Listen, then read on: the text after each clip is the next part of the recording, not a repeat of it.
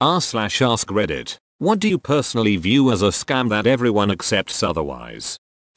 Hotels charging for Wi-Fi. Also flights. You're telling me I can get free Wi-Fi from libraries, coffee shops, the dentist, and the bus, but I can't get Wi-Fi included with this $189 night room? If I spend more than $2 I want free Wi-Fi.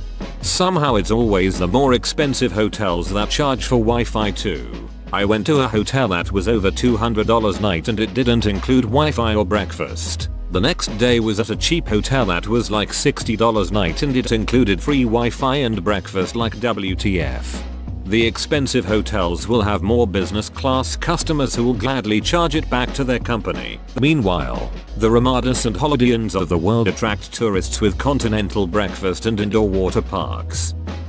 2 Pokemon games coming out at once that are almost the exact same. Or one coming out 1 year later with some added and modified content.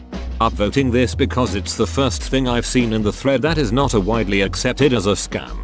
Basically all the 2 versions games are scams. The only one that really survived was Pokemon. And I don't think it had anything to do with the fact that there are 2 versions. But if no one is going to boycott the game over it, might as well keep doing it. The GBA era was flooded with games like this. It was popular for a while but it always seemed bullshit to me as a kid because not only did you need to know someone who had the other version but you also had to have the magic link cable that no one seemed to own. At least near me. The only exception I know of to this is the Zelda Oracle games. Oracle of Ages and Oracle of Seasons were 2 entirely different games and above that you didn't need the link cable to connect the 2. You just needed the code you got when you beat the game.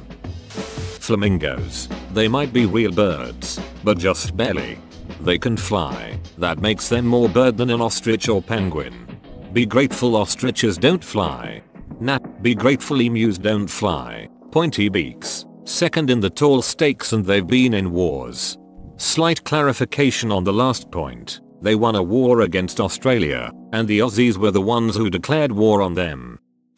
When mom says if you tell the truth, I won't get mad. And extra large fleshlights. Wish.com. I do like looking at all the wacky shit on there though. I got a bunch of weird ads for things on Wish that have zero context to them. Like WTF is this torture device you're putting on my Facebook wall? My wife and I did some shopping online and I ended up having to make the Wish ad stop because it was suddenly all very inappropriate. Which was weird to me because none of the shopping was on Wish. I don't understand how so many people fall for their scam. Their business model is dropshipping stuff from AliExpress for a premium while luring you in with scam tactics and fake discounts. You can just buy on AliExpress yourself, you know, which is cheaper, much more transparent and it's easier to find the higher quality products there too so you don't get surprised by cheap trash. Credit repair companies. Change.org petitions. Would you like to donate, spread the word? Would you like to sign up for email notifications? Would you like to submit your own petition? Would you like to tell your friends? Would you like to visit our advertisers? Are you sure you wouldn't like to donate? Would you kindly? This one of those threads in which it's best to sort by controversial. Capitalism is both a Ponzi scheme and a pyramid scheme. And the next 20 a religion. Saved you a click. The shopping channel. They just get some common product, slap a few mouthy salesmen on it with an infomercial and sell it for 10x the price. They're just screwing over pre-internet senior citizens. Shopping channels are enjoyed so much by the elderly because many of them are unable to go out to a busy, chaotic shopping mall just to browse shelves once a week. Take that combined with being a couple generations older than the internet, and for many of them QVC is even more accessible than Amazon. I'm an IT for a realty company. Trust me, some old-fashioned types just refuse to learn. The South Park about Cash for Gold was def a real thing about real ripoffs, to be sure, but HSN QVC's mere existence offer a benefit to many individuals who are no longer or who have never been able-bodied. My wife and I ducking love watching QVC. Just seeing the nonsense they sell on there is great. Never ordered anything, just here for the laughs. And paid internships. If you look at the actual laws, internships are supposed to be primarily focused on education. If the intern is doing work that is providing value to the company, they are supposed to be paid. It's just never enforced. There was a lawsuit some time ago about these two unpaid interns who worked on a movie, I want to say Black Swan, not sure, who were working crazy hours. One of them allegedly overheard a boss saying that if they didn't have the interns they would have to hire someone to replace them and it wasn't in budget. I don't remember the result of the lawsuit, but I remember this making major headlines. Transaction processing fees when you order a digital product online, such as a concert ticket. You pay $16 extra while you pay online, and then have to print the ticket yourself. All fees are bullshit and are designed to either hide the price of the original product or are an excuse for a middleman to cash in. Rental. Homes property management company moved to another state and sent out a ton of emails pushing everyone to start paying rent using their online portal. I got it all set up and then discovered that they were adding a $50 processing fee on top of the rent. $50. Nope. I'll keep on using snail mail to get that check delivered for the cost of a stamp. Thanks. Many banks will send the check for you as part of their bill pay service. It won't even cost you a stamp. Priority boarding for airlines. Personally, if I paid extra I would want to be the last person on the plane. I sit down. We go. I won't pay extra to make my plane time longer by 30 minutes just to have 100 people bump into me as they board. Unless you need overhead bin space for your bag, shakes fist at sky. Buying college textbooks. I had several teachers in college that made you buy the textbook that they had written. I had a psychology professor in college who made us buy a tiny $60 book, the most expensive book of my college career. This was back when a thick calculus or organic chemistry textbook cost around $35. It was written by a friend of his. We only used one page of the book. JC, I'd skin myself for a new $60 text, if you don't mind me asking. When approximately was this? College in America. It's absolutely absurd that they can hold your transcripts hostage. Charge $600 a year for a parking pass, require that the first year be spent on campus. Rotate out a $500 textbook every single semester that was written by your professor, and basically can find any other way to outrageously overcharge students while promoting predatory lending and saying they're not for profit. And then asking alumni for donations, since all of that apparently isn't enough. You spent it already. I gave you more money than the Civil War cost, and you ducking spent it already. This is a good John Mulaney reference. You forgot an old classic, meal plans, where they make you pay more than it would cost to feed you for the year, and the meal credits don't roll over to next year. Without fail, towards the end of the year, college students scramble to use the, in my experiences, several $100s left over from the trash meal plan on shit at the campus store. The most egregious thing I saw was a regular case of 24 Poland spring water bottles for $25. I think my rant kinda went off the proverbial rails, so to clarify, duck colleges. The funeral industry. Poor families get robbed of so much money just to put on a respectful funeral, and because they're grieving, it's seriously kicking them while they're down. You don't need to pay hundreds or thousands of dollars to have grandma embalmed, made up with corpse makeup, put in a casket worth an arm and a leg, and lowered into a hole filled with roses, to be topped with an ornate expensive headstone. I wish natural burials were more mainstream, where the body is put in its favorite outfit, wrapped in a biodegradable sheet, and placed in a mound of dirt to be absorbed by the earth. Big funeral companies are benefiting off of people's grief and it's disgusting. Agree, and I feel this after having to bury both of my parents within the last 6 years. And heaven forbid there were no prepaid funeral arrangements and you have to wait on life insurance to pay out or try and get third-party financing to be reimbursed once life insurance money comes in. My mother passed on a holiday weekend, so we could not even reach the right people to help with the process, and it was a nightmare.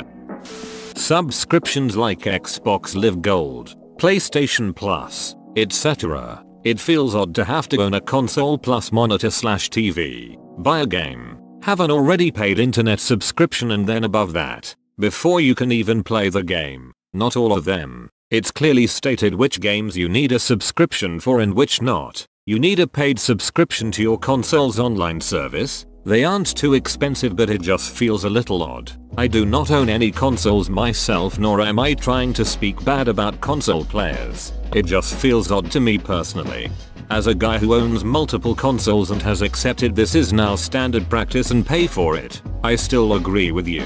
The worst part is, not every game is multiplayer. I know, crazy, and most games don't have dedicated servers. So why the premium? I'm just glad that they decided to include the hardware to connect online, as well as ditching the add-on mentality. I liked original Xbox because it had an internal hard drive, 4 controller ports, and Ethernet port built in. PS2 you needed to buy an adapter for internet, adapter for 4-player, and memory cards. PS3 had everything built in, and free online service. Xbox 360 required purchase of a hard drive originally, Wi-Fi adapter, though it had an Ethernet port, separate HD DVD drive, and then you had to pay to connect online too. So at least things have progressed to where they eliminated the add-on adapter philosophy. I'll take my wins where I can. Any seminar entitled Secrets to Building Your Wealth or something in a similar vein, the only secret is that you attending is building some other person's wealth. Beware the advice of successful people, they do not seek company. Dogbert. My mother poured $12,000 into the pockets of the rich dad. Poor dad a-hole 4 classes on real estate for herself and her boyfriend. Then she went to class to get her real estate license. Didn't pay attention to the deadlines on her credits, and ran out the deadline before her exam. So she couldn't sit for her license exam. So she has literally less than nothing to show for it. Meanwhile my sister and Bill, who have a 6-year-old, spent time homeless due to my mother's decisions when my sister was a teenager, and are on the verge of declaring bankruptcy because she will do nothing to help. Instead, she dropped over 10 grand on gold and silver coins, because she thinks those will help her survive the prophesied recession. Life coaching, wealth building, yada yada yada. Life coaching is like giving a therapist license to control your life, which is why therapy is great and life coaching is not. A therapist leads the horse to the water and leaves the option to drink the water up to the horse. A life coach takes a horse and force feeds it hay. However, having a solid mentor, business, life, spirituality, is awesomely beneficial. Everyone should have someone they look up to that can help lead them through some of life's muddy decisions. Donating on GoFundMe, edit, not the company itself. The scammer users. You never know if they're pocketing your money or using your money for what they said the cause is. I had no idea they take such a big cut until I organized one for a fellow hockey player to get his mouth put back together. Here in Oz, a lot of pointless store warranties and such to cover you if it breaks or needs to be replaced. Mother ducker no. This is Australia, not America. If you sell me a product that is faulty or breaks in an unreasonable time frame, or breaks during reasonably foreseeable use, all I have to do is prove it came from you. Don't even need a receipt if I can do it another way. Bank statement for instance, and you are providing me a replacement or full refund in the method you initially received payment, because that's how our consumer law works. So Sintercom, feel free to take your restocking fee up with Australian consumer law, not me. Pancake mix. You literally only need flour and baking powder plus a bit of salt. That's it. That's all it is. The liquid ingredients, milk, eggs, are still the same. Don't spend your money on box pancake mix. I'm not paying for the product, I'm paying for the convenience. I only get the complete mix, and it's worth the $1.50 to $2, probably overpaying by $1, to be able to just throw it in a bowl with water. I am paying to reduce the risk of me ducking something up. Payment plans for phones and just paying $1,000 for a phone in general. And upgrading your phone every 18 months. My last phone lasted 4.5 years. Psychics. How do these people live with themselves when they are taking advantage of people in their time of mourning loss? It's cheaper to go a therapist. I read this as physics and was very confused. Any kind of over-the-counter pill, vitamin, cream or personal cleansing product that is usually unisex but claims that this particular one is for men or women only. It's the same razor model but in a different color. Gillette, I'm onto your shit. Also, I don't even like the color blue, I like pink. You sexist duckers. Microtransactions in games that you paid $60 to play in the first place. But I don't buy them. They don't affect me. Yes, they do. If we don't say anything, The publishers are going to push for microtransactions in more and more games until you are affected. And then what? Weddings. Department store credit cards. I know so many young people who are drowning in debt because a perky cashier offered to save them 10% by opening a card.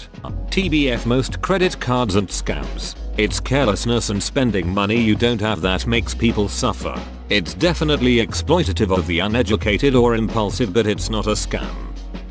So-called body cleanses, whether it be juice, herbal pills or something else, college, universities, the makeup, fashion industry, popcorn prices at the cinema. Any company that makes you go to their dealers for repairs, like Apple, just so you have to pay triple the amount. If you had gotten an Android and watched a YouTube video, you could have fixed the problem yourself in 20 minutes for about $10. Cutco and Vector Marketing. They hired so many of my old peers in high school and took advantage of the whole community. Greeting cards. I never buy one. I can just call the person and say things to them. My wife insists on getting them for everything. She has a phone, for duck's sake. Call someone and say happy birthday. Call someone and say I ducked your mom. You don't need a card for that. Whoa, you made it to the end? You're a ducking beast. I'll cut you a deal. Smash like and subscribe for more curated content, bruh. It's free and that's a great price.